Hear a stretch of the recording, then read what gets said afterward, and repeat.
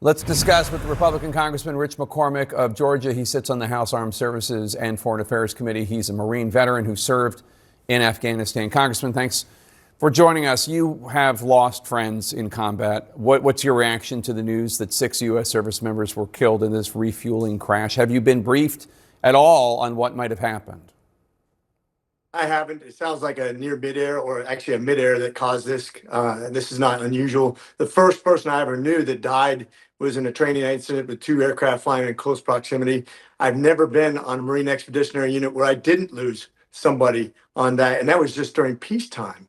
In the 90s, we actually had, and it's very interesting to see this come full circle. No matter what we do, we're going to get second guessed. When bad things happen in the Middle East, I remember we did a lot of planning on taking down ships and other targets.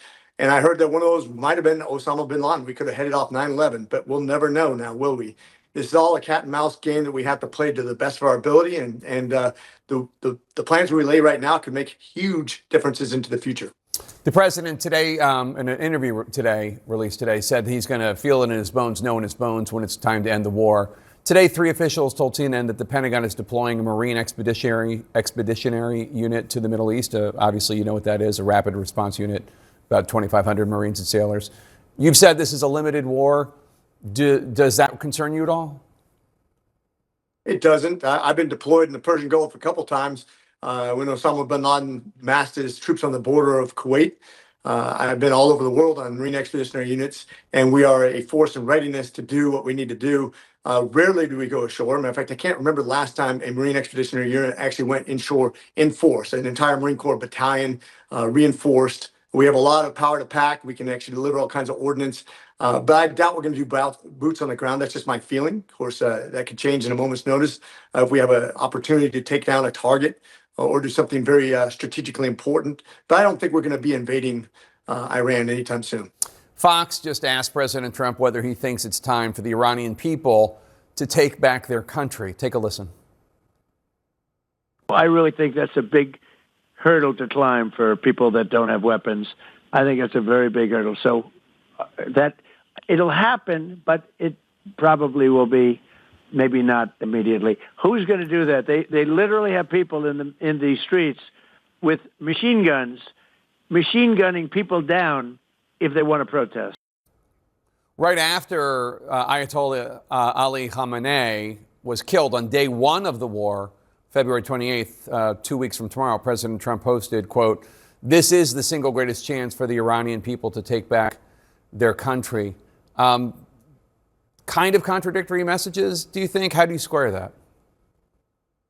Well, I've seen a lot of people come into my office who are basically Persian of descent, who came out of Iran either during the revolution and other times they've talked about having just the idea of support so they could rise up.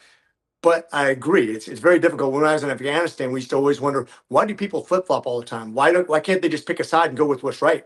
It's because they're literally just trying to survive to the next generation. I get it.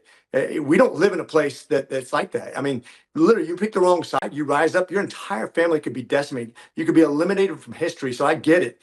This is not as easy as it sounds. They've already lost tens of thousands of civilians who had no weapons, not to mention all the people that have been jailed that have death sentences now. It's not as easy as it seems, but they're amassing troops on the border. The Kurds right now, they are armed. You could have other people that could be armed that could go in there and actually do the dirty work, not necessarily the United States, not necessarily Israel, unless there's a specific target of interest, like capturing nuclear arms or something like that. That would be something that could be a choice target. But I think otherwise, I think this is going to be about a mass uprising. Maybe a general takes over as a dictator. Who knows? It's just really hard to determine right now. But anything's better than what they've had, that's for sure.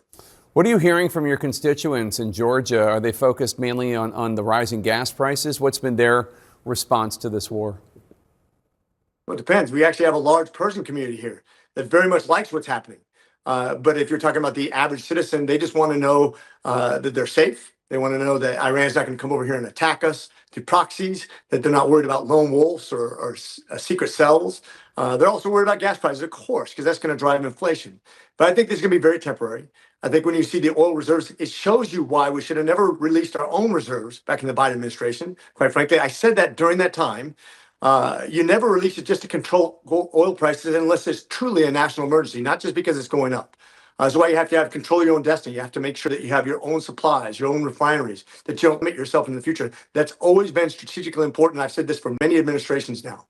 Republican Congressman Rich McCormick of Georgia, thank you, sir. And as always, thank you for your service. Appreciate it. Thank you. Semper Fi.